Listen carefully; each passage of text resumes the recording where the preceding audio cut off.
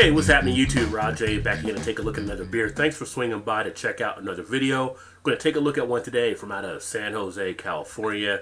This is going to be from Joseph Brow Brewing, which is actually the house brewer for Trader Joe's. And it's going to be their Black Toad. I have not had this one before, so have picked it up on a previous beer run, decided to check it out. It is considered to be an American brown ale, coming in at 5.3% ABV. And also don't have the IBU listed. If I happen to find out, I'll put that down in the description. Kind of described on the label, we begin with a custom mixture of dark and roasted barley malts. Then we add the choicest hops.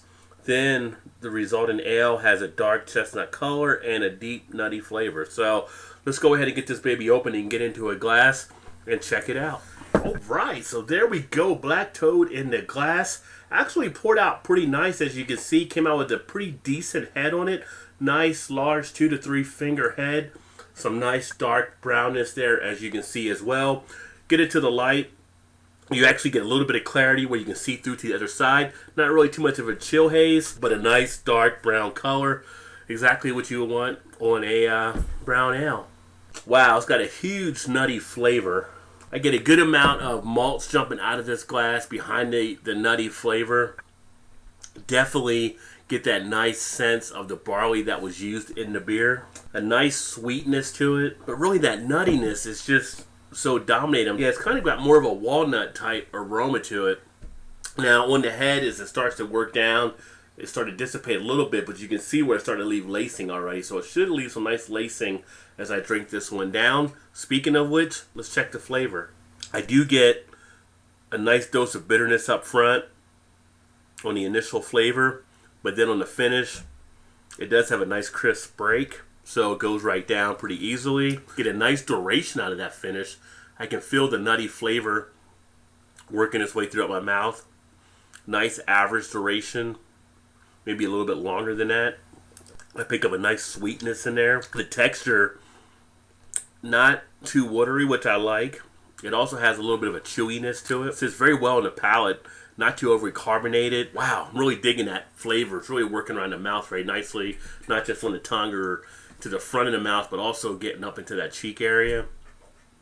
And I can actually feel it also in the throat now. So I said about an average duration or so, maybe a little more than that. It's definitely a nice long duration that I'm getting from this. It's a very decent tasting brown ale. Not really too watery like a lot of the brown ales are. Has a nice refreshing quality to it. I could also throw some nice cigars with it as well and really kick back and enjoy this on a warmer day when you don't want something heavy.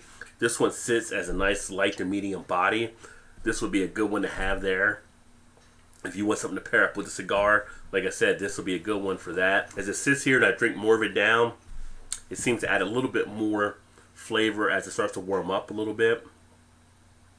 But overall, very nice package with it. I forgot what I paid for this one at Trader Joe's, but with it being one of their house beers, it actually isn't too expensive. I think it might be, this might have been like $1.09 or something for this bottle or somewhere around that area. But this one is definitely well worth it. This has been probably one of the better values I've seen at Trader Joe's. For me, on a rating here, I think it's got a great drinkability. You can depend on it as a brown ale. You can find it very pleasing. As far as meeting that criteria, if that's what you're looking for, and if you want a nice beer that you can just kick back and relax, this can do that for you. I'm going to actually give this one a rating of a 3.75, so this would be a B+. It's got a, like I said, a nice, good, solid drinkability to it. But for something that's just a nice, stable beer you want to enjoy and kick back and maybe save a few bucks on, this one is going to be your bang for your buck for sure. So again, this is the Black Toad, and it's from Joseph Brow Brewing, Trader Joe's. If you happen to have one around you, check it out. It's definitely worth a try. If you've had it before, let me know. Put some comments in the comments section. But thanks for swinging by. Check out another video. As always, please remember to like, share, subscribe, and other stuff too. And I look forward to catching you on the next one. Keep drinking good craft beers. Cheers.